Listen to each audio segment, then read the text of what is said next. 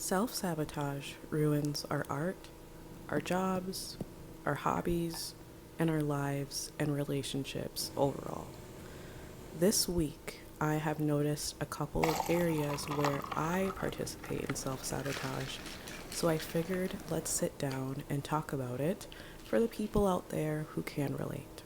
I could have made more art. I could have exercised. Why does this matter to us as sensitive, multi passionate creatives? Ultimately, it matters because for those of us who are trying to build a life that feels worth living, we have to be making strides in areas that feel worthwhile to us, not to anyone else, but to us. But I am noticing the role that burnout plays in my day-to-day life.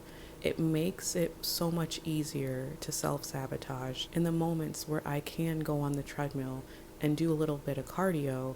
I am so exhausted and tired that I just say no, even though in the long run that doesn't help me out at all. This can be tough because a lot of the goals that we want to reach are goals that are influenced by our culture and make us think that they are important. But that doesn't necessarily mean that these same goals aren't actually good for us or could help us in the long run. For example, in the art community, we can place a certain level of value on certain types of art or how it should look based on like the foundational principles, but that still doesn't mean that engaging in art and improving our art wouldn't make us happy. The key is figuring out what actually matters to you, and that can be really, really tough when you are dealing with depression, anxiety, and overall burnt out with life. You're just trying to get through your day-to-day without crashing out or completely dropping everything and setting it all ablaze. I wanted to offer us some encouragement. We are doing the best that we can. If you're like me, you can see the cycles and the patterns that self-sabotage your goals and make life harder for you, but you can feel stuck at the same time. I want to encourage you, as I try to encourage myself, to stay consistent in something that makes you happy. For me, it's creating these videos. The amount of tears and frustration I experience before I sit down is that struggle within myself is very hard to overcome. But when I sit and I talk and I film and edit vlogs, sit down videos, whatever, I do feel a sense of purpose. I do feel a sense of calm, and it helps me feel a little less bad during this process. When I am done editing and I upload this video, will I feel bad again? I hope not, but that has been the pattern the past couple of weeks, where I feel a little bit better, editing and filming a video, and then afterwards I am back to what feels like ground zero. But the win in these days and these moments is in the routine.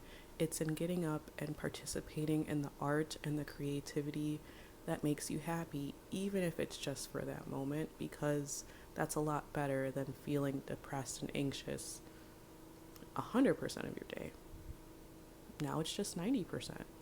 And that means we're moving in the right direction, I guess. Right?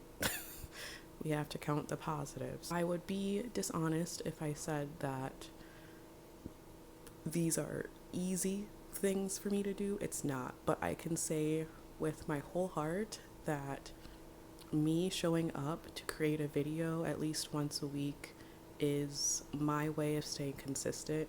And so I hope that showing up, even when I don't want to, encourages you to do the same. I don't have all the answers.